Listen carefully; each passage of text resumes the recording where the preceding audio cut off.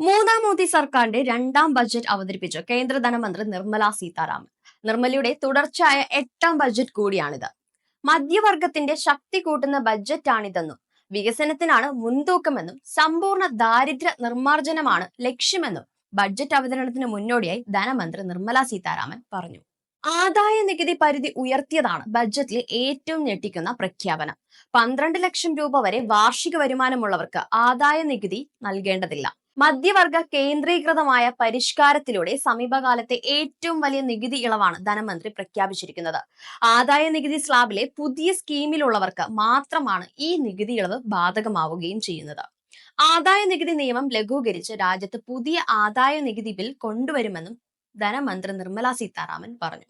Bill അടുത്തയാഴ്ച പാർലമെന്റിൽ അവതരിപ്പിക്കുമെന്നും വ്യക്തമാക്കി. പുതിയ ബിൽ നികുതി വ്യവസ്ഥയിലെ മാറ്റം വ്യക്തമാക്കും. നികുതിദായകരുടെ സൗകര്യം പരിഗണിച്ച് നടപടി ലഘൂകരിക്കും. നികുതി പരിഷ്കാരം വികസിത ഇന്ത്യയുടെ ലക്ഷ്യമാണെന്നും നിർമ്മല സീതാരാമൻ പറഞ്ഞു. വിദ്യാഭ്യാസത്തിനായി പുതിയ കേന്ദ്രം സ്ഥാപിക്കുമെന്നും ഇതിനായി 500 കോടി രൂപ വകയിരുത്തിയെന്നും പ്രഖ്യാപനമുണ്ട്. മെഡിക്കൽ കോളേജുകളിൽ 10,000 സീറ്റുകൾ കൂട്ടിയിട്ടുമുണ്ട്. 2014 ശേഷം തുടങ്ങിയ 5 IITകൾക്ക് അധിക ഫണ്ട് വകയിരുത്തി. അടുത്ത വർഷത്തേക്ക് സ്റ്റാർട്ടപ്പിൽ 27 മേഖലകൾ കൂട്ടിയെന്നും ബഡ്ജറ്റിൽ പ്രഖ്യാപിച്ചു. മൊബൈൽ ഫോൺ ബാറ്ററികളിലെ വില കുറയും. ലിഥിയം ബാറ്ററികളുടെ കസ്റ്റംസ് ഡ്യൂട്ടി ഒഴിവാക്കും. ഇതുകൂടാതെ 36 ജീവൻ രക്ഷാ മരുന്നുകളുടെ കസ്റ്റംസ് ഡ്യൂട്ടിയിൽ നിന്ന് ഒഴിവാക്കിയിട്ടുണ്ട്. 6 മരുന്നുകളുടെയും കസ്റ്റംസ് ഡ്യൂട്ടിയിലും ഇളവ് വരുത്തിയിട്ടുമുണ്ട്.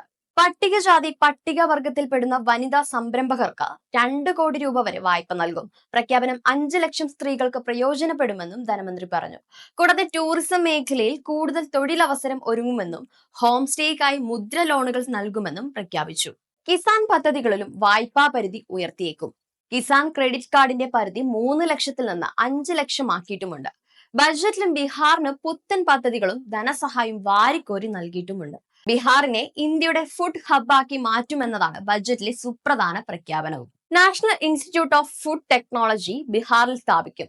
സസ്യഹാരികളുടെ പ്രോട്ടീൻ സംഭരണ കേന്ദ്രം എന്നറിയപ്പെടുന്ന മഖാന എന്ന പ്രത്യേകതരം താമരവിത്ത് ഉൽപാദനം ത്വരിതപ്പെടുത്തുവാനും മഖാന കർഷകരെ ശാക്തീകരിക്കാനായി ബീഹാറിന് പ്രത്യേക മഖാന ബോർഡും അനുവദിച്ചിരിക്കുകയാണ്.